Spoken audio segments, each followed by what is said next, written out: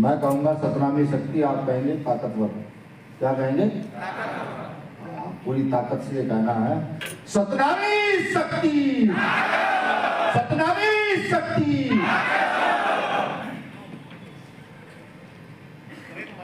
जल जंगल जमीन की भूमि, अगर आज प्रकृति की कहीं बात होती है तो छत्तीसगढ़ का नाम भी उसी में आता है। या मैं ये कहूं कि जल जंगल जमीन को संभालने वाले लोग, प्रकृति की रक्षा करने वाले लोग, वो यहां रहते हैं। बहुत सज्जनता यहां का एक आंदोलन निकला और उस आंदोलन ने निकल करके पूरे देश के महिलाओं को, अछूतों को अधिकार दिलाने का काम किया। गुरु घासीदास जी की सरजमी को नमन वंदन करता हूं। सिर्फ नमन वंदन इसलिए नहीं कि कोई दिखावटी नमन वंदन है, नमन वंदन इसलिए कि जब गुरु घासीदास जी के विषय में पढ़ा तो मेरे बखूबी याद है। सन 2006-07 के लगभग मैं लखनऊ गया, भाग जाऊंगा। सन 12-13 के लगभग मैं लखनऊ गया। उस समय मैं MBA में पढ़ाई कर रहा था, तो कुछ साथियों के साथ मैं पेपर देने के लिए लखनऊ गया। तो वहां पर एक पार्क बना हुआ प्रेरणा स्थल के नाम से। मैंने जब वहां घूमकर देखा तो अधिकतर जितने महापुरुष थे, अधिकतर को मैं जानता था, कुछ महापुरुष ऐसे थे जिनको मैं नहीं जानता था। तो मैंने देखा है गुरु घासीदास जी का बहुत बड़ा स्टैचू वहां लगा हुआ। तो मैंने वहां पूछा साथियों से कि भाई ये स्टैचू है किसका? उन्होंने कहा गुरु घासीदास जी का स्टैचू। मैंने कहा भाई ये यहां लगने का कारण क्या है?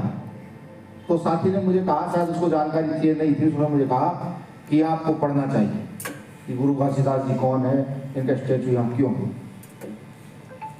जानकारी जुटाना शुरू किया। 14-15 में आकर के संगठन का निर्माण हुआ।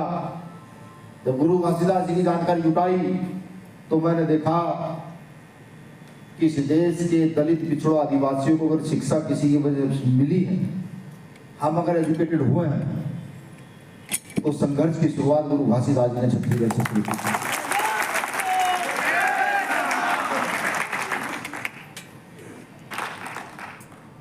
क्योंकि आज मैं आज विशेष परियोजन से आया हूं। वो विशेष परियोजन क्या है कि छत्तीसगढ़ को जिनके नाम से जाना जाता है, और जो मैंने भी बताया,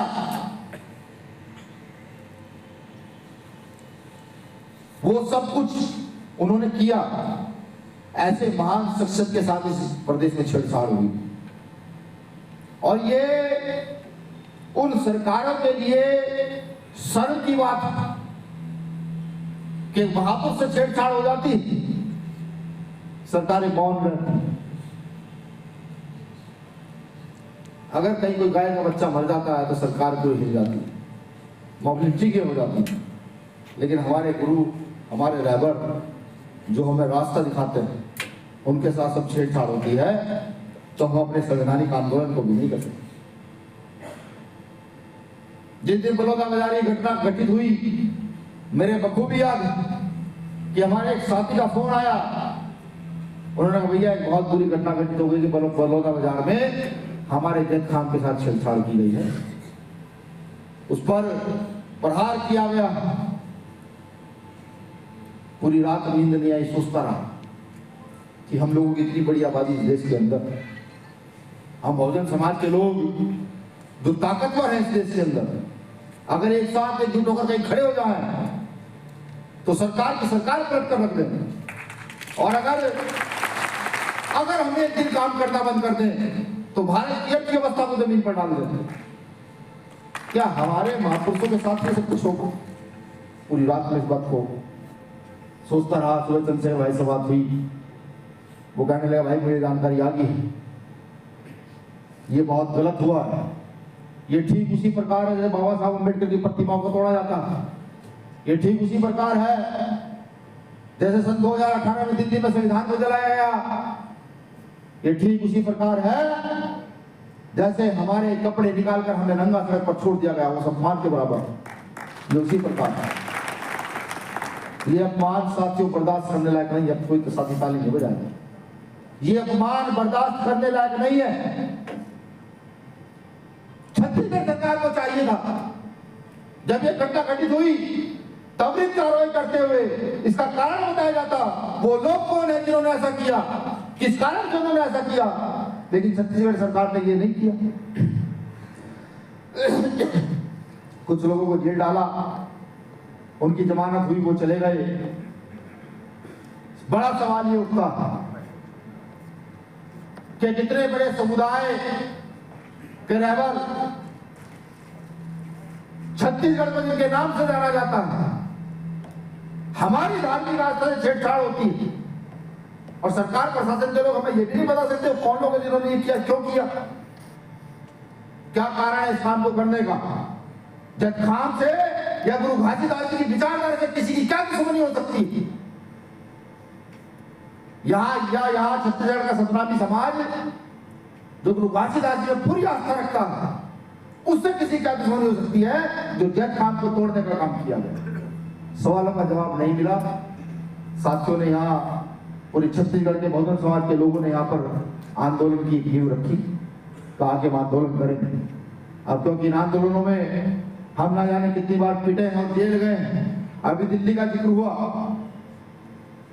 कि वहां ये आंदोलन हुए, कई आंदोलनों में हम लोगों को जेल जाना पड़ा था।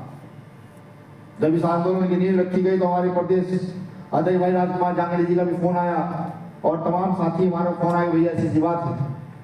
तो हमने उनसे कहा कि समाज के बुद्धिजीवी लोगों की मीटिंग करके पहले एक चीज डिसाइड कीजिएगा कि समाज के साथियों को ये कहिएगा कि जब भी हम अपना संवैधानिक आंदोलन लेकर सड़क पर उतरते हैं, सरकारें हमारे आंदोलन में दंगा करा करके हम ही को जेल भेजने का काम करती है। मैं लगातार आंदोलन में निगाह बनाकर रखा। 3 से 4 बजे के बीच में घटना शुरू हुई। मैंने साथियों को कहा कि भाई कौन लोग, उन्होंने कहा भैया हमें जानकारी नहीं है। हमने पूछा कोई हमारा कार्यकर्ता जो हमारे सामाजिक संगठन है उसका कार्यकर्ता तो नहीं है? कहने लगे नहीं भैया, सुबह से आंदोलन को संवैधानिक तरीके से बहुत प्यार से चलाया जा रहा है। आज उस आंदोलन में हमारे 183 बच्चे जेल में हैं, हमारे भाई जेल में हैं। देखिए अपमान किसका हुआ? हमारा। जेल कौन गए? हम। पिटे कौन? हम। जब ये पता लगा कि सरकार के इशारे पर प्रशासन ने हमारी महिला को उठा करके भी पीटा है तो बड़ा दुख हुआ। मैंने फोन किया लंकेश जी को। हमने भाई आपसे रायपुर कितनी दूर है? उन्होंने कहा भैया बताइए क्या करना। मैं जाओ बड़ौदा बाजार के एसएसपी से मिलो, जाकर के पूछो क्या चाहते हैं। अगर वो गिरफ्तारी चाहते हैं तो बताएं। जिन्होंने गलत किया आग लगाई उनके पक्ष में नहीं है, लेकिन निर्दोष लोगों को जेल भेजेंगे तो भीम आर्मी के लोग इतनी बड़ी संख्या में छत्तीसगढ़ में आए कि जेल छोड़ दीजिए। यहाँ के सरकारी दफ्तरों में हमें रखने की जगह उनके पास होगी नहीं। तो ये यहाँ आए, इन्होंने बात की। एसएसपी महोदय ने आश्वासन दिया कि हम यहाँ के बुद्धिजीवी लोगों को वीडियो फुटेज दिखाएंगे और उसके आधार पर जो व्यक्ति हमें लगेगा ये गलत है उसको हम गिरफ्तार करेंगे, जो गलत नहीं है हम उनको गिरफ्तार करना बंद करेंगे। लेकिन प्रशासनिक अधिकारी सही करना भी चाहे तो सरकार के लोग सही करने नहीं देते, क्योंकि यहाँ एक गुरु घासीदास जी के नाम की जो शक्ति पूरे देश में प्रवाहित होती, कहीं ना कहीं इसका खौफ तो है। पढ़े आदत टूटे हुए हैं। सच को एक्सेप्ट कीजिएगा, जो मैं कहूंगा तो सच है उसको एक्सेप्ट कीजिएगा। पढ़े आदत टूटे हुए हैं।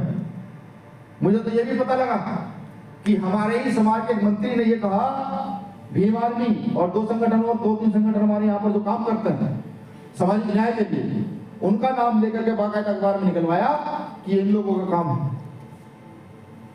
मैं तो उस स्टेटमेंट को जब पढ़ा तो मुझे शर्म आई। जहां समाज के पक्ष में खड़ा होना चाहिए वहां हमारे नेता हमारे पक्ष में खड़े हो जाते हैं। तो काहे की राजनीति में इसके अंदर कर रहे हैं?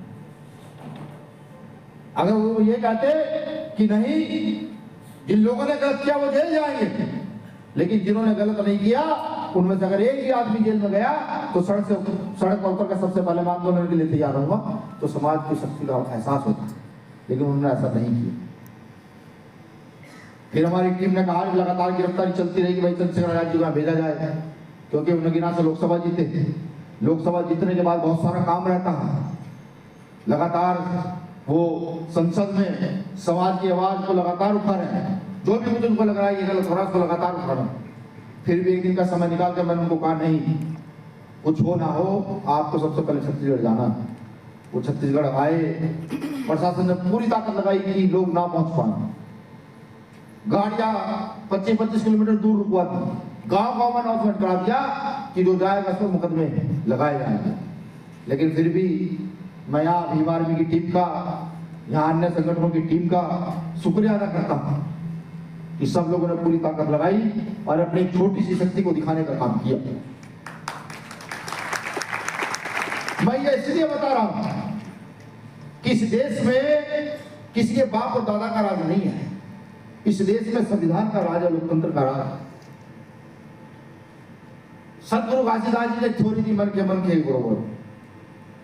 मुझे नहीं पता हम उसको समझ पाए नहीं समझ पाए, वो थ्योरी डॉक्टर बाबा साहब अम्बेडकर ने समझी। और संविधान में समानता का अधिकार उनको दिया, मौलिक अधिकारों में समानता का अधिकार दिया, धार्मिक समानता का अधिकार दिया, लिंग के आधार पर समानता का अधिकार दिया, शिक्षा में समानता का अधिकार दिया। वो बाबा साहब अम्बेडकर ने समझी। बाबा साहब अम्बेडकर ने आंदोलन के अधिकार दिए। आर्टिकल 19 कहता कि आपको अभिव्यक्ति की आजादी, आपके साथ गलत हो रहा है तो आप कहीं भी सड़क, चौक, चौराहे, चौराहों पर खड़े होकर के अपनी आवाज को बुलंद कर सकते हैं संवैधानिक दायरे में। लेकिन सरकार, प्रशासन निरंतर हमें दबाना चाहता है। ये जो यात्रा प्लान की गई, इस यात्रा का सिर्फ एक मोटो है कि जो हमारे साथ गलत हुआ उसका हिसाब मांगना। और इसमें नो डाउट बहुजन समाज के लोगों को मेरी अपील है ही है। खास तौर से मैं छत्तीसगढ़ के सतनामी समाज के लोगों से अपील करता हूं, इस यात्रा में सतनामी समाज का एक घर ना बचे जहां जाकर ये बताया ना जाए कि हमारा अपमान हुआ है। जथखाम पर चोट लगना हमारे स्वाभिमान पर चोट है, हमारे आत्मसम्मान पर चोट है। और अगर हम आज भी एकजुट होकर खड़े ना हो सकता है हम विभिन्न पार्टियों में हो सकता है, लेकिन अगर आज भी हम एक साथ खड़े हुए ना होकर ना खड़े हुए, आज भी हम अपने घरों से संवैधानिक दायरे में बाहर ना निकले, तो ये बेईमानी है। ये बेईमानी है हमारे संत गुरुओं के साथ। मैं नहीं डरता, बिल्कुल नहीं डरता। अगर आप कहें कि सबसे पहले भैया आपको चलना है आगे, सबसे पहले आगे चलने के लिए तैयार हो, गोली खाने से भी मैं डरता नहीं। तो सम्मान की बात होगी ना तो सबसे पहले गोली ये भीम आर्मी कार्यकर्ता अपनी छाती पर खाने का काम करेगा, लेकिन सम्मान के साथ छेड़छाड़ नहीं, बिल्कुल नहीं। ये बताना जरूरी हो गया है कि हम जिंदा हैं। वो जेल का डर दिखाएंगे, हम जानता हूं दिखाएंगे। यहाँ समाज में बहुत सारे वकील हैं, वो भी खड़े होंगे। काम नहीं चला तो सुप्रीम कोर्ट के वकीलों को दिल्ली से यहाँ लेकर आऊंगा। काम नहीं चला इस देश में जितने हाई कोर्ट, उन सारे हाई कोर्टों के वकील बुला कर यहाँ उतारूंगा रायपुर के अंदर, अगर काम नहीं चला। और ये भी चुनौती है खुली, यहाँ खुफिया विभाग के लोग बैठे तो जाकर बताएं प्रशासन को भी, सरकार को भी, कि अगर उन्होंने जल्द पॉजिटिव रिपोर्ट लगा करके अपनी रिपोर्ट सबमिट ना की तो वो जो एक बात रूमर के रूप में उड़ रही थी यहाँ पर आज के दिन के लिए, हालांकि मैंने अपने साथियों को ये कहा था कि सिर्फ कम लोग बुलाइएगा, जिम्मेदार लोग बुलाइएगा जिनसे चर्चा हो सके। भाई बहन जी को स्थान तो रखने का कि चर्चा हो सके। अगर ये न्याय नहीं रुकता, इसी प्रकार से चलता है और प्रशासन सरकार के द्वारा गलत रिपोर्ट लगा करके हमारे साथियों को, जो क्रांतिकारी साथी हैं, भीम आर्मी की पूरी प्रदेश कमेटी, जिला कमेटियां जेल के अंदर है, सामाजिक संगठनों की जिला कमेटियां, प्रदेश कमेटियां जेल के अंदर है। एक भी नेता जेल में नहीं है नेता जेल में कोई नहीं है ना, ये सोचना पड़ेगा। मैं तो काशीराम साहब को याद करता हूँ, जब मैंने पढ़ा कि छत्तीसगढ़ कार्य काशीराम साहब की प्रयोगशाला रही है, कार्यस्थली रही है। वो साइकिल लेकर निकल पड़े थे यहाँ और यहाँ हिला दिया था उन्होंने सब कुछ। तो जब उसको सोचा तो समझ आया कि अब घर पर बैठने का समय है नहीं, अब तो सड़क पर निकलना होगा। और एक चीज और ध्यान रखो दोस्तों, ये सम्मान जो आज कुर्सियों पर बैठने का, यहाँ बैठने का सम्मान मिला, ये इतना आसान नहीं था। गुरु घासीदास जी जंगल में रहते थे और हम लोगों ने यहाँ पर्वत काटकर, नदी नाले प्लेन करके, खेती करके अपना जीवन यापन किया। ये इतिहास कहता, मैं नहीं कहता। और अगर इस सम्मान का सिर्फ इतना ही फल है कि जब काम को काट दिया जाए, हमारे लोग जेल चले जाए और हमारे नेता एसी कमरों में पड़े रहे, शांत रहे, तो मैं धिक्कार करता हूं ऐसी राजनीति को, ऐसे नेताओं को भी। ये यात्रा प्लान की गई है, ये यात्रा इसलिए की गई है, संवैधानिक दायरे में हम चलेंगे। तुम लट मारते हो मारो, तुम गोली मारते हो मारो, तुम जेल भेजते हो तो हम तैयार, जेल जाने के लिए तैयार। लेकिन हर घर तक जाएंगे, हर घर जाकर बच्चे को घर से बाहर निकालेंगे और कहेंगे कि नहीं, जो आदमी 2 किलोमीटर चल सकता है वो 2 किलोमीटर चलेगा, जो आदमी 100 मीटर चल सकता है वो 100 मीटर चलने का काम करेगा। समझिए, इस यात्रा के लिए रोटी की व्यवस्था भी आपको करनी है। इस यात्रा के लिए जो भी कुछ रहेगा वो व्यवस्था आपको करनी है। यहाँ और जिले के लोग आएंगे और प्रदेश के लोग आएंगे तो उनके खाने रहने की व्यवस्था समाज को करनी है। अगर आज भी हमने अपनी ताकत ना दिखाई, आज जत्खाम को उन्होंने काटने का काम किया, कल को जत्खाम को खेड़ने का काम भी वो लोग करेंगे। ये उनकी फितरत में है। लेकिन हम भी उन्हें बताएंगे कि हम राजनीतिक तौर पर तो एकजुट नहीं, लेकिन सामाजिक तौर पर एकजुट होकर एक झंडे के नीचे आकर खड़े होना हम अच्छी तरीके से जानते हैं। ये उनको बताएं, झंडा गुरु घासीदास जी का होगा, हम सब उसके नीचे एकजुट होकर चलेंगे। हो सकता है हमको तोड़ने का प्रयास किया जाए, बिल्कुल किया जाए, क्योंकि जब आप मजबूती से चलेंगे तो बहुत सारे लोगों के पेट में दर्द होगा, बहुत सारे लोगों को परेशानियां होंगी, क्योंकि समाज हर बार नहीं निकलता। उसका कारण भी गरीबी है, उसका कारण। अगर हम काम ना करें, 2 दिन काम छोड़ दें तो हमारे बच्चों को रोटी नहीं मिलेगी, मैं जानता हूं ये बात। लेकिन फिर भी हम जब निकलेंगे, बहुत सारे लोग कहेंगे कि जेल चले जाओ, बहुत सारे लोग कहेंगे कि ये बात है वो बात है। तो उनको समझाइएगा कि जो आंदोलन पूरे देश में स्थापित होना चाहिए थे, तो उस आंदोलन को छत्तीसगढ़ में भी चलाने के लिए तैयार नहीं थे। और जब नेता हमारे आंदोलन को छोड़ दे, तब जनता की जिम्मेदारी होती है इस आंदोलन की बागडोर अपने हाथ में पकड़ करके उस आंदोलन को लेकर आगे चले। मैं आज इस मौके पर शहीद आजम भगत सिंह को याद कराऊंगा। आज भगत सिंह मेरे याद आता है कि 23 साल की उम्र में वो इंसान आजादी की लड़ाई में फांसी चढ़े थे। कभी पढ़ने का मौका मिले तो उनकी जेल डायरी और पढ़ना की मैं नास्तिक क्यों। आज एक विशेष दिन भी है, आज विश्व आदिवासी दिवस है। आज जंगल जमीन की रक्षा करने वालों का दिन है।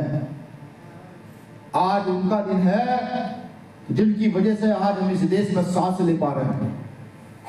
मेरे बखूबी याद है, जब मैंने इतिहास पढ़ा तो 1855 के अंदर 30,000 आदिवासी झारखंड के अंदर अंग्रेजी सरकार से भिड़ गए थे, तीर और भाले लेकर के, इसलिए कि उन्होंने कर देने से मना कर दिया था।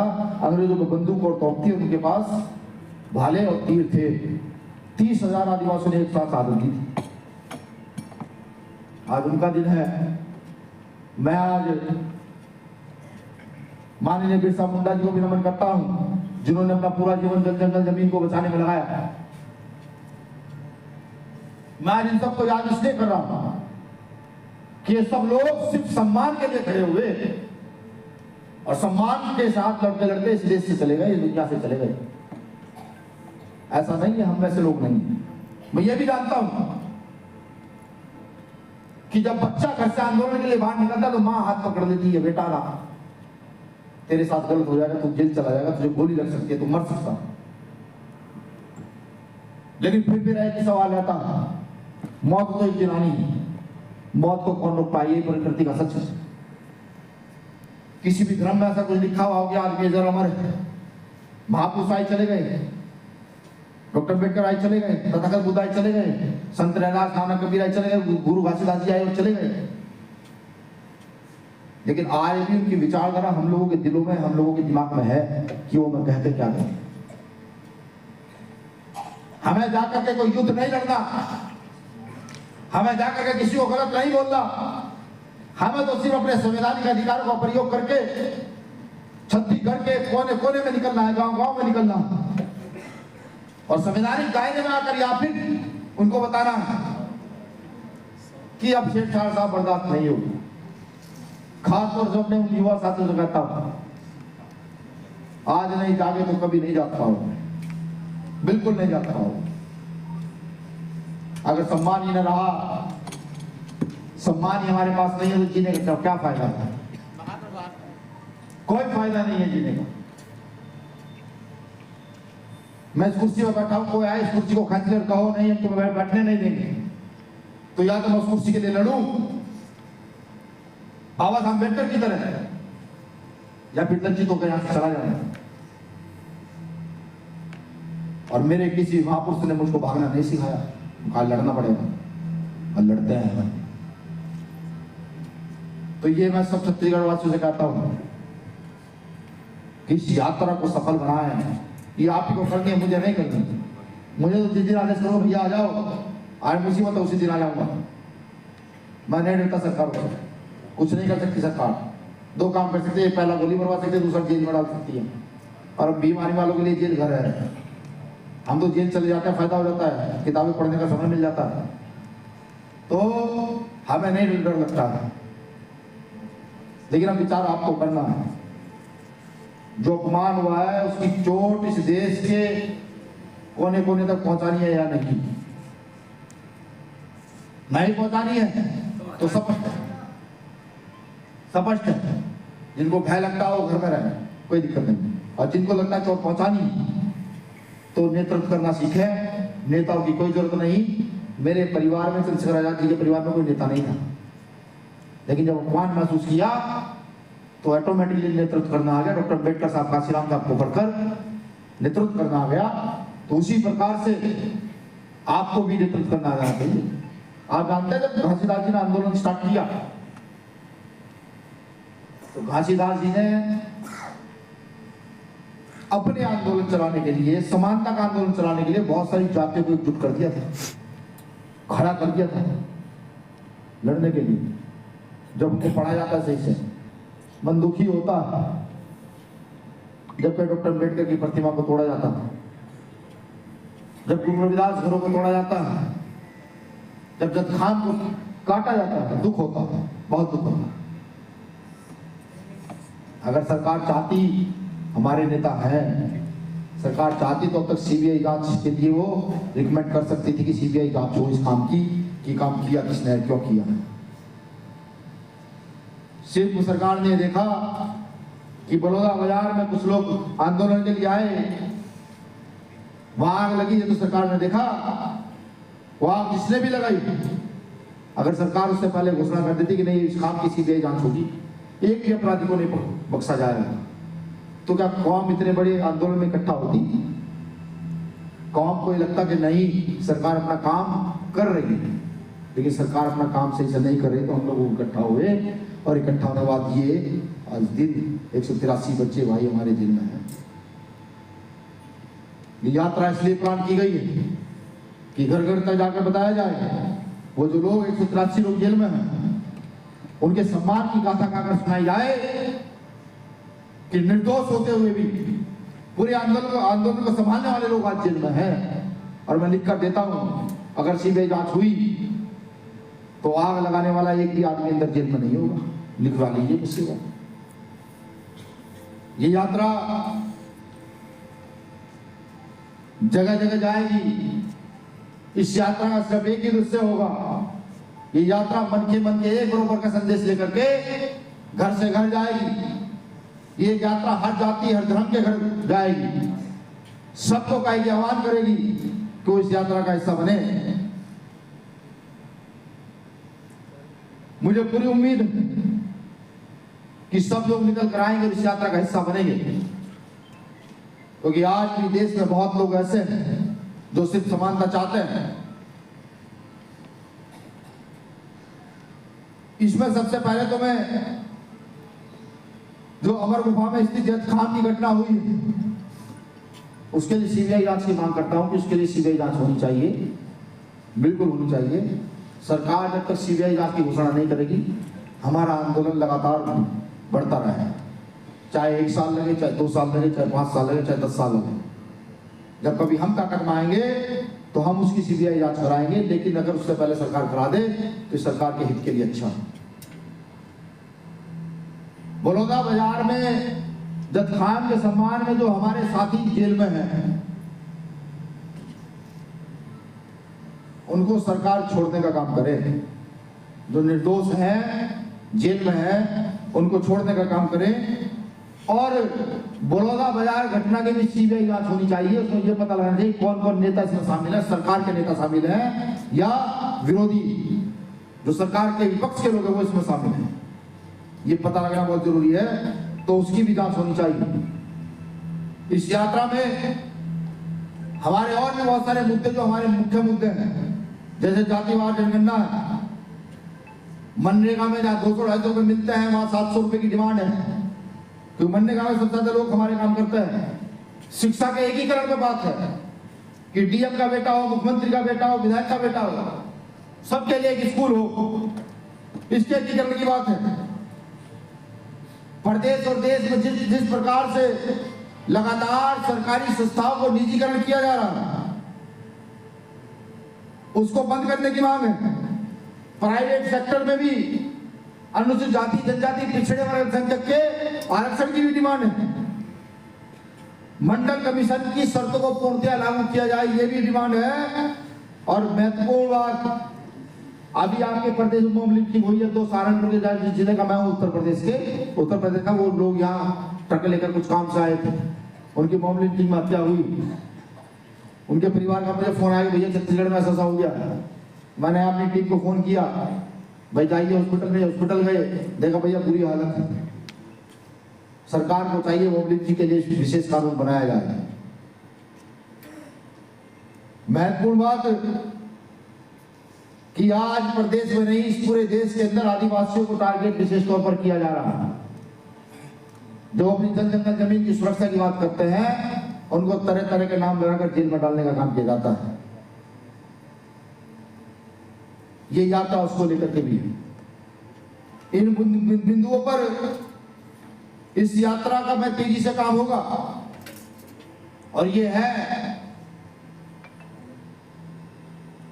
खास तौर से भीम आर्मी का जो कार्यकर्ता है, जो सामाजिक संगठन आंदोलन को चला रहे हैं, जो गुरु घासीदास जी की विचारधारा में विश्वास रखते हैं, जो डॉक्टर अम्बेडकर अन्य बहुजन महापुरुषों की विचारधारा में विश्वास रखते हैं, वो अपने घर से जरूर निकले। 10 दिन हम यात्रा चलाएंगे, कोई पर मुसीबत नहीं आएगी। मैं जानता हूँ मजदूर हैं हम, कोई परेशानी नहीं, मांग के रोटी खाना जानते हैं।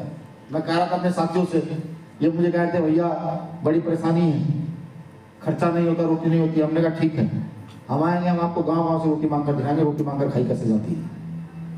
अगर आंदोलन चलाना है और ईमानदारी से गुरु घासीदास जी आंदोलन को चलाना है तो ये आंदोलन ऐसे ही चलेगा। भरे पेट के लोगों ने कभी आंदोलन नहीं चलाया। ये यात्रा 3 चरणों में निकाली जाएगी। 16 अगस्त से ये यात्रा स्टार्ट होगी, जो जिला स्तरीय होगी। ये 5 दिवस रहेगी। मेरा 16 से कार्यक्रम है, हाँ 16 से 21 तारीख तक 5 दिन मैं रहूंगा छत्तीसगढ़ के अंदर। दूसरा चरण होगा इसका संभाग स्तरीय। संभाग को क्या कहते हैं यहाँ पर? संभाग बोलते हैं ना, 3-4 जिलों का। दूसरा चरण होगा इसका 4 दिन की चलेगी, संभाग स्तरीय होगी। हमारे और कोई साथी यहाँ आएंगे, या तो किसी पर दूसरे प्रदेश के प्रदेश अध्यक्ष भेजा जाएगा इस यात्रा में सम्मिलित होने के लिए। तीसरा चरण होगा प्रदेश स्तरीय। ये यात्रा 1 दिवसीय होगी। अभी हमारे साथी ने बताया, दिवाकर जी ने, कि जो तीसरा चरण इसका होगा, इसके 2 महत्वपूर्ण चरण है, पहला चरण और तीसरा चरण। जो तीसरा चरण इसका होगा उसमें हम लाखों की संख्या में गिरफ्तारी देने का काम करेंगे। अन्याय के खिलाफ। और बेफिक्र रहिए, जितनी मेहनत आप यहाँ छत्तीसगढ़ में करेंगे उतनी मेहनत छत्तीसगढ़ से जुड़े जो राज्य हैं जैसे महाराष्ट्र, उड़ीसा, मध्य प्रदेश है और कोई सब राज्य जुड़ा हुआ है, झारखंड, जितनी ताकत में होगी उतनी ताकत से लोग यहाँ गिरफ्तारी देने आएंगे इस रायपुर के अंदर। बस आप व्यवस्था करके रखिएगा। जब घर से चले तो वो जो छत्तीसगढ़ के विषय में एक दोहा प्रचलित है पूरे देश के अंदर, छत्तीसगढ़िया सबसे बढ़िया है। जब घर से चले तो 10 रोटी बांध कर चले, 2 अपने लिए और 2-2 रोटी 4 साथियों के लिए और 10 रोटी बांध कर चले कि आप 5 लोगों को खाना खिला सकें। हो जाएगा इतना तो? बिल्कुल सर। और इस यात्रा की सभी चीजें यहाँ पर जितने हमारे जिले के जिलाध्यक्ष, संभाग के संभाग अध्यक्ष आए हुए हैं उनसे शाम को मीटिंग रखी आप लोगों ने? हाँ, उन सबसे कार्यालय पर मीटिंग होगी, उन सबको बता दिया जाएगा कैसे कैसे यात्रा चलनी है। ये यात्रा जिले से जिले नहीं, ये यात्रा गांव से गांव जानी चाहिए। अगर हम 100 लोग निकले एक साथ और 10 गांव का टारगेट लेके एक आदमी 100 लोग निकल करके तो 2 घंटे में 1000 गांव में जा सकते हैं इस यात्रा को लेकर के, समझे? अभी हमारे साथियों ने बताया ये यात्रा का लोगों सामाजिक न्याय यात्रा, मन के एक समाज या मन के एक बरोबर का संदेश लेकर हम चलेंगे। ये लोगो तैयार किया गया जिसमें जत्थाम है, ये बताने के लिए कि अपमान बर्दाश्त नहीं होगा। साथियों ने बता दिया कि फेसबुक की डीपी तो समझता है ना, उस पर अपने ट्विटर की डीपी पर, इंस्टाग्राम की डीपी पर इसको लगाएं। सरकार को पता लगना चाहिए कि हम आईटी की फील्ड में भी क्रांतिकारी हैं और जमीन की फील्ड में भी क्रांतिकारी हैं। ये सब आपको करना होगा। इस पूरी यात्रा की टीमें बना दी गई हैं, जो जहां जहां जिम्मेदार है उसके पास मैसेज भिजवा दिया गया। कुछ जगह साथियों को अपॉइंट कर दिया गया है कि वो 2 दिन 4 दिन 5 दिन 7 दिन वो वहीं रहेंगे। अब महत्वपूर्ण बात यह है कि और भी तमाम हमारे संगठन हैं तो ये सोच रहे होंगे भैया हमारा क्या योगदान रहेगा, हमें जिम्मेदारी क्यों नहीं है। जो साथी भी ये चाहता हो कि नहीं वो 10 दिन इस यात्रा को देगा, घर बार छोड़ करके 10 दिन इस यात्रा में लगातार चलेगा, वो आकर के अपना नाम लिखवा देते हैं, जा करके गांव गांव संदेश भिजवाया जाए। देखो संसाधन की तो कमी है भाई, पैसों की तो कमी है, लेकिन गांव गांव आप जब जाएंगे यार दोस्त रिश्तेदारों को फोन करके संदेश देंगे, गांव गांव जाकर के 10 गांव में खुद घूमेंगे कि भैया जत्थाम के सम्मान में, सतनामी समाज मैदान में, जत्थाम के सम्मान में, बहुजन समाज मैदान में, जत्थाम के सम्मान में, भीम आर्मी मैदान में, जत्थाम के सम्मान में, हमारे तमाम सामाजिक संगठन मैदान में ये बात जाकर संदेश घर घर तक भिजवाइए। जो भी यात्रा का रूट प्लान तैयार होगा वो सोशल मीडिया के माध्यम से डाल दिया जाएगा। रोज खोजिए और पॉजिटिव मैसेज डालिए। जब आप इस काम को शुरू करेंगे तो जो काम करने के लिए इस देश की सरकार लाखों करोड़ों खर्च करती है वो काम इस देश में हम सिर्फ शिक्षा के आधार पर कर पाएंगे, सोशल मीडिया के माध्यम से कर पाएंगे, यार दोस्त रिश्तेदारों को फोन करके कर पाएंगे और इधर उधर घूम के कर पाएंगे। इसमें महत्वपूर्ण जो आज संगठन है Satnami Samaj Chhattisgarh, Bhim army Bharat Ekta mission, SC ST OBC minority Mahasangh एवं गोंडवाना गणतंत्र छत्तीसगढ़ के संयुक्त सभी नेतृत्व में ये जो कार्यक्रम आज ऑर्गेनाइज हुआ, मैं आप सभी साथियों का भी शुक्रिया आभार व्यक्त करता हूँ। अब महत्वपूर्ण बात, घर बुलाने कोई नहीं जाएगा, जिसको दर्द हो वो खुद आएगा। और ये यात्रा भीम आर्मी के कार्यकर्ताओं द्वारा और सामाजिक चिंतकों द्वारा तय कर दी गई है। समाज बाहर आएगा अगर आप लोग सही से काम कर गए तो, और नहीं आएगा तो 2 ही लोग चलेंगे, लेकिन चलेंगे जरूर। ये बताएंगे इनको, सरकार के लोगों को, कि हम डरपोक नहीं हैं। ये बताएंगे इनको कि देश संविधान से चल रहा है, तुम्हारे घर से नहीं चल रहा है।